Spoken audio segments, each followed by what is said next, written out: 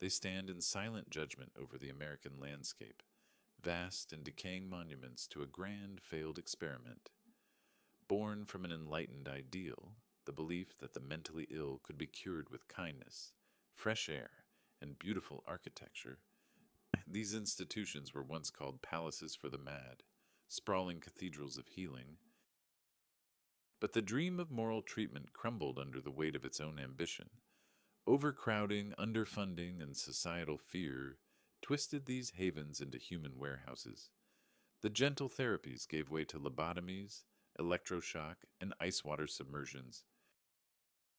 They became places of profound suffering, their hallways echoing with the cries of the forgotten, their basements hiding unspeakable secrets. When the doors were finally shuttered in the late 20th century, the buildings were abandoned, but the agony remained. It soaked into the plaster, stained the floors, and clung to the very air like a fever. They say if you listen closely on a quiet night, as the wind whistles through shattered panes of glass, you can still hear the screams.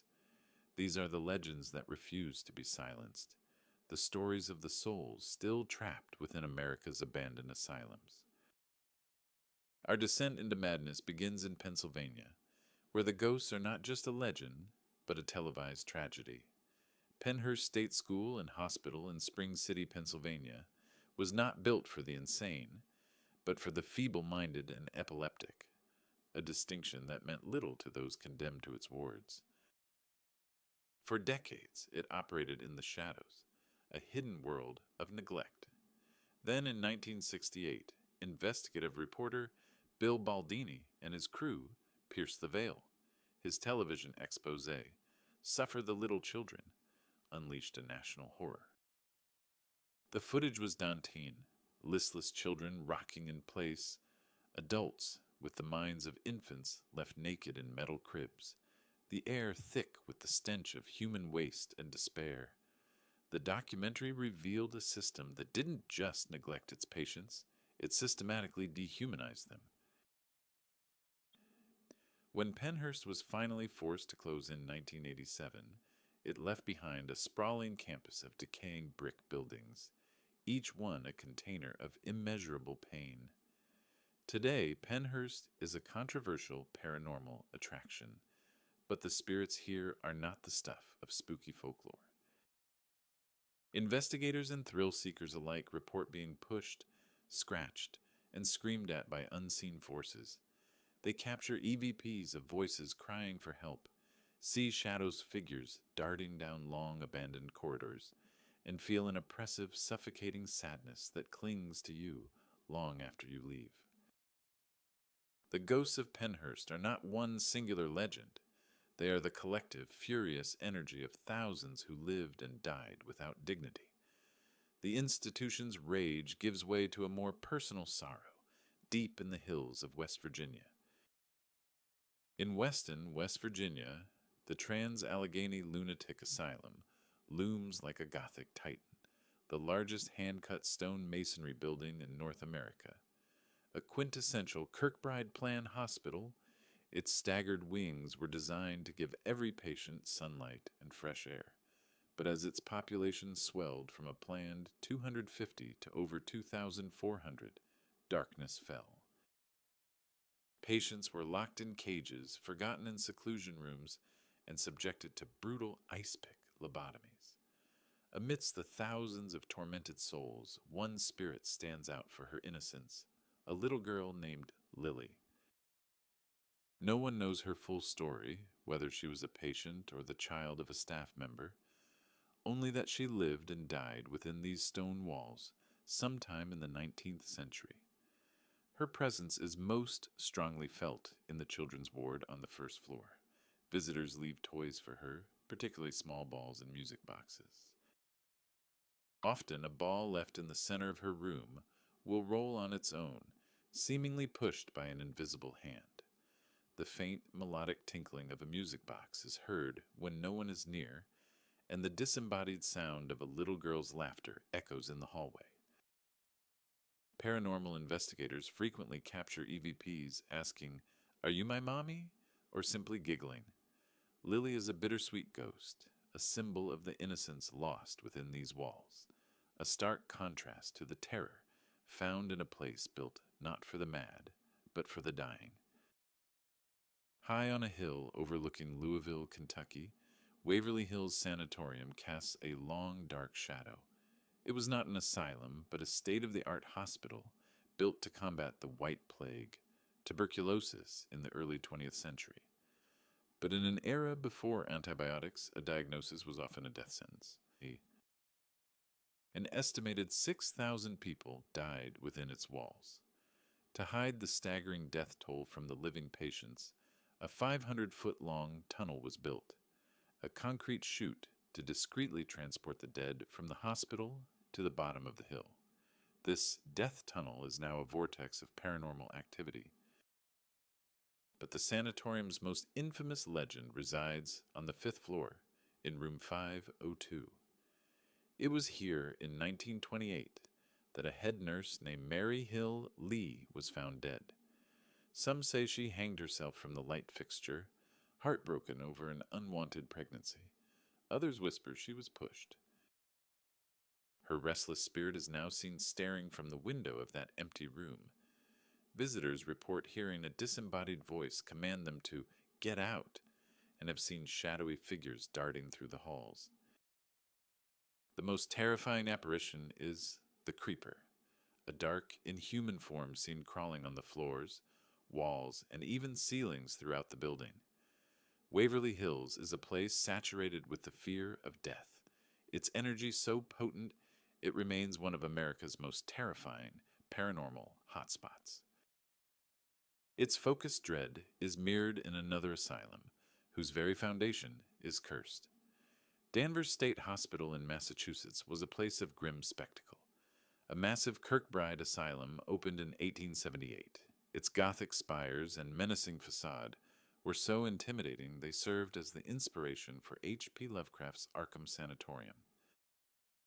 Its location was ominous from the start, built on a hill that was once the farmland of John Hathorne, one of the most merciless judges of the Salem witch trials.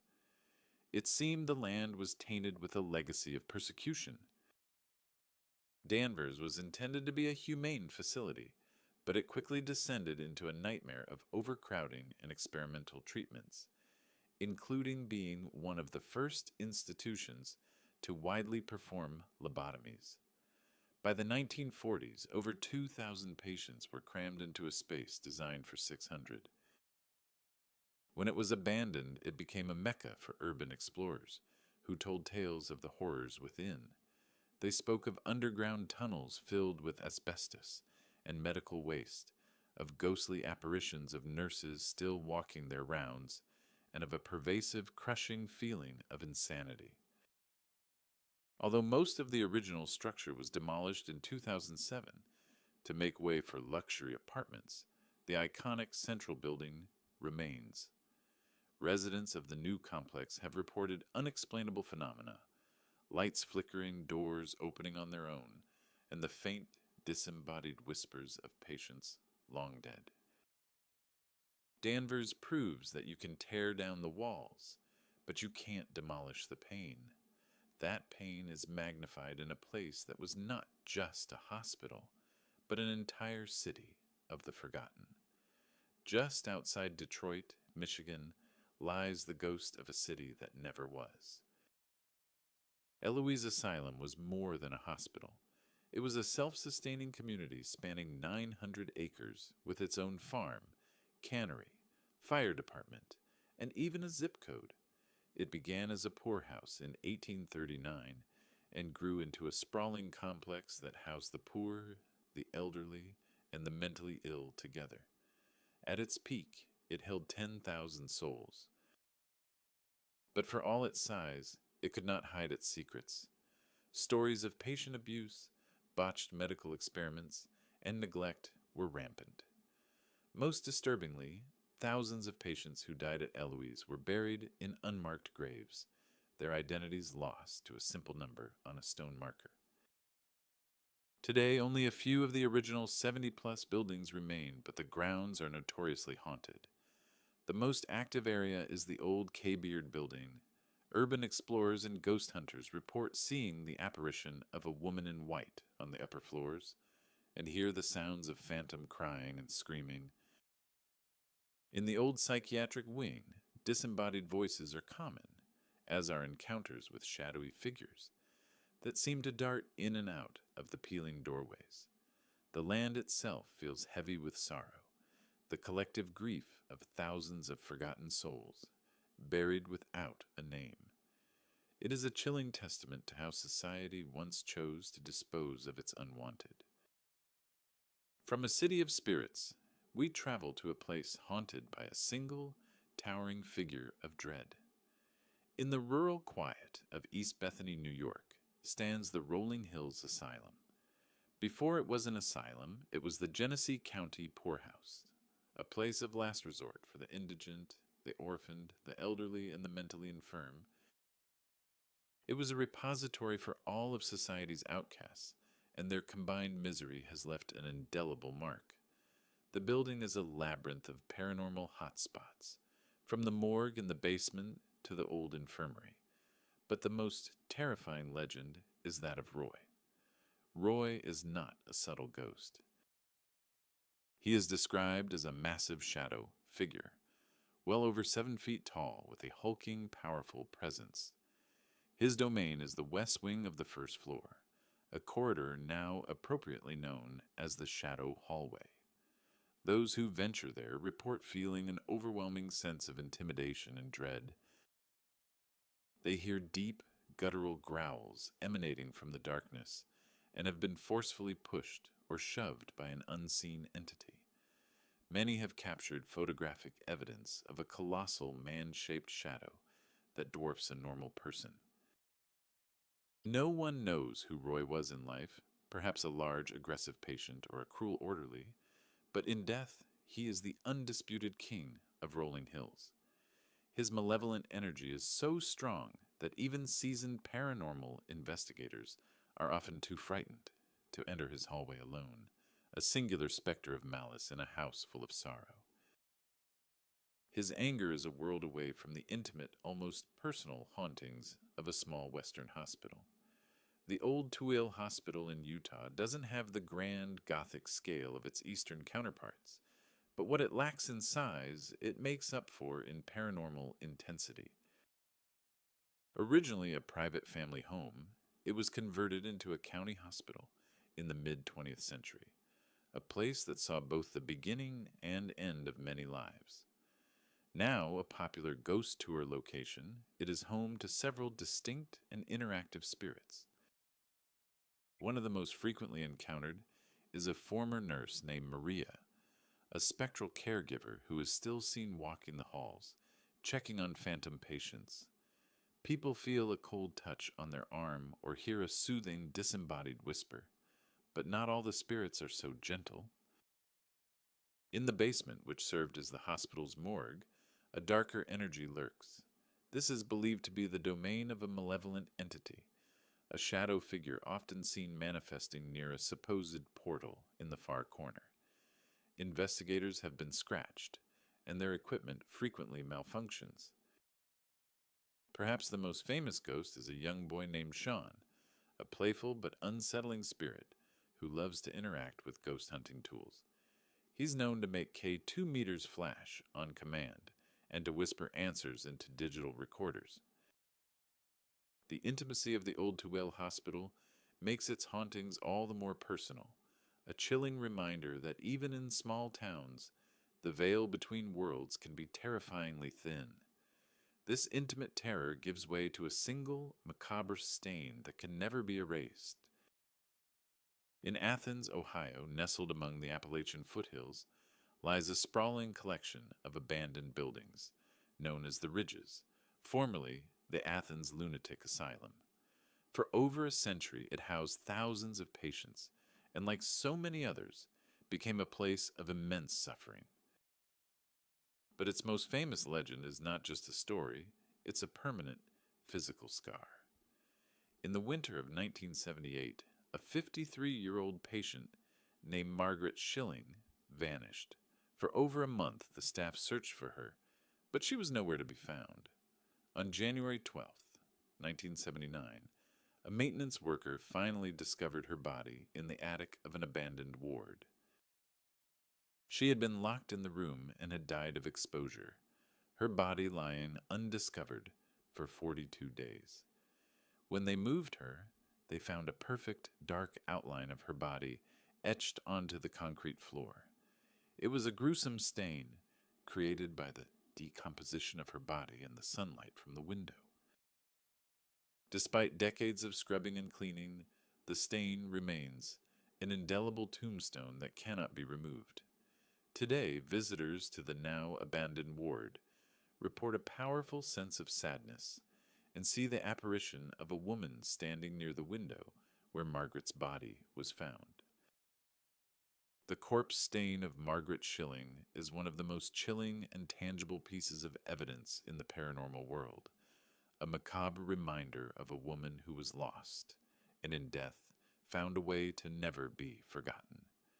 Her lonely end contrasts with the collective fear found in the dark passages of another notorious institution. Fairfield Hills State Hospital in Newtown, Connecticut, was another sprawling psychiatric facility built with noble intentions in the 1930s. Its campus of handsome brick buildings was connected by a vast and bewildering network of underground tunnels. These concrete corridors were a practical solution, allowing staff and supplies, and grimly, patients, to move between buildings, shielded from public view in harsh weather. But in the darkness of these tunnels, a deep-seated terror grew. After the hospital closed in 1995, these tunnels became the focal point of its haunting.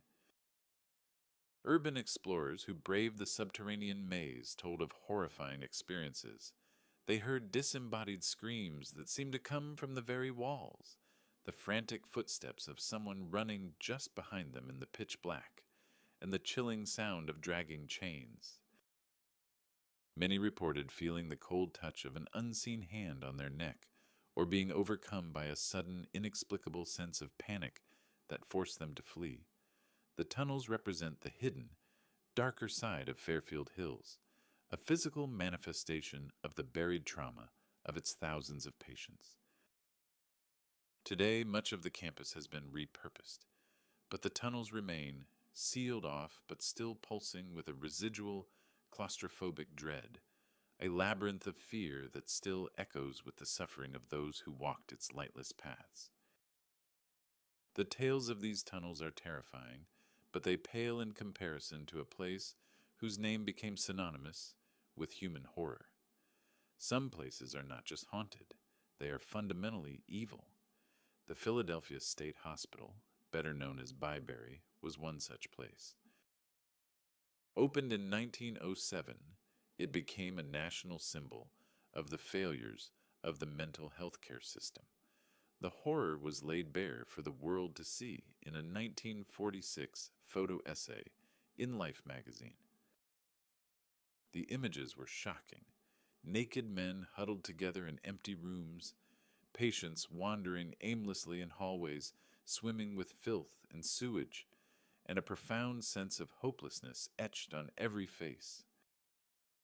The conditions were so bad that conscientious objectors who worked there during World War II called it an American concentration camp.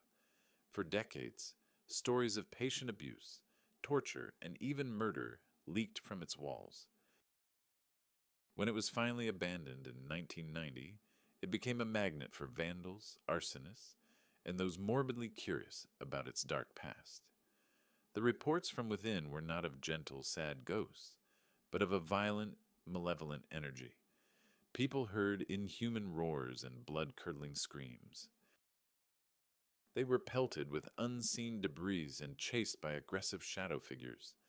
The atmosphere was described as one of pure, concentrated rage. The evil of Byberry was so palpable, so deeply ingrained in the land, that the city of Philadelphia had no choice but to demolish it completely in 2006, a desperate attempt to erase a stain on its history. But those who knew it say you can't demolish a curse. From this well of pure malice, we turn to a far more poignant and mournful tale. Not all asylum legends are born of terror. Some are born of deep, unending sorrow. At the Peoria State Hospital in Bartonville, Illinois, the most famous ghost is not a monster, but a mourner. This hospital was unique for its time, run by the progressive and compassionate doctor, George Zeller, who advocated for humane treatment. But even in a place of relative kindness, sadness lingered. The story centers on a patient known only as A. Bookbinder, a mute elderly man who had worked as a manual laborer his entire life. His most cherished possession was his job, and he was deeply beloved by the hospital staff. When Old Book, as he was called, eventually died, the entire hospital mourned. As his casket was being lowered into the ground at the hospital cemetery, a sound stunned the funeral party. From within the coffin came the distinct, heartbreaking sound of a man weeping.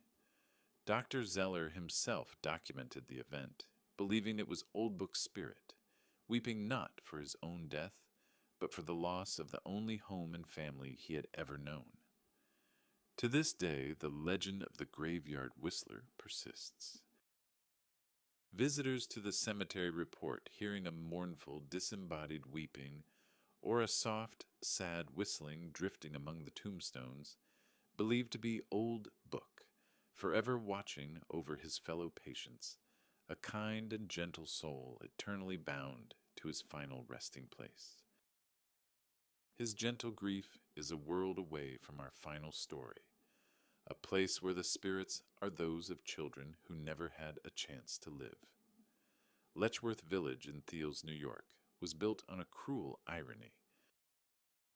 With its pastoral setting and buildings named for virtues like hope, faith, and charity, it was meant to be a utopian community for the physically and mentally disabled. Instead, it became a repository for society's unwanted children and a laboratory for horrific medical experiments. From its opening in 1911, Letchworth was plagued by overcrowding and understaffing.